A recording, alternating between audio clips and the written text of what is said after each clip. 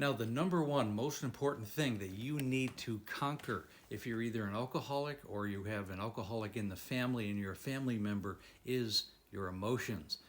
Family members have to control their reactive emotions, their anger, their frustration, their animosity. Well, alcoholics need to control their negative feelings and feelings of, especially when they're trying to get sober, they need to really key in on why, what's freaking them out, with the alcohol. And I mean, what is making them stressed about not drinking?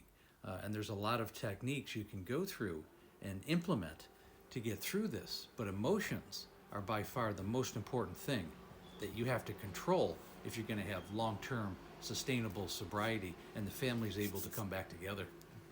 Now, alcoholics especially need to fill the void of, overthinking. Are they going to be? They're worried about being bored. What are they going to do instead of drinking? Life is going to be boring. How am I going to go down the road when so much of a part of my life was always about alcohol, socially, emotionally, it was always about alcohol, and you have to replace that boredom or those thoughts of boredom with a million other things, and you really need to deflect yourself from the alcohol. This is why it's absolutely vital that you don't do it alone. This is why you need an accountability partner.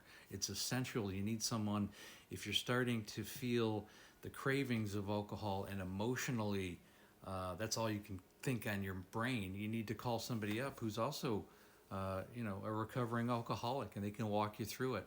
You also need, this is one of the big reasons why AA or group therapy is so important, because you're going to a meeting rather than drinking. You're doing a different activity than you are your weekly or daily drinking.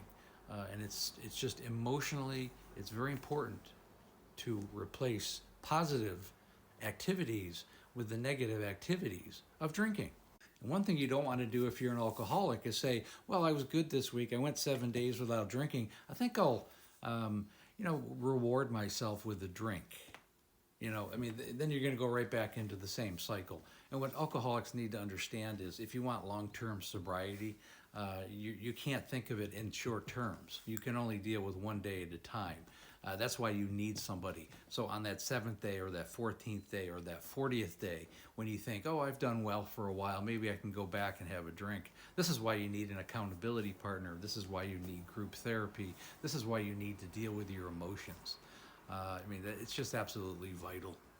So to review, if you're an alcoholic, you need to replace positive activities with negative ones. You need to reestablish relationships, rebuild relationships, build new relationships.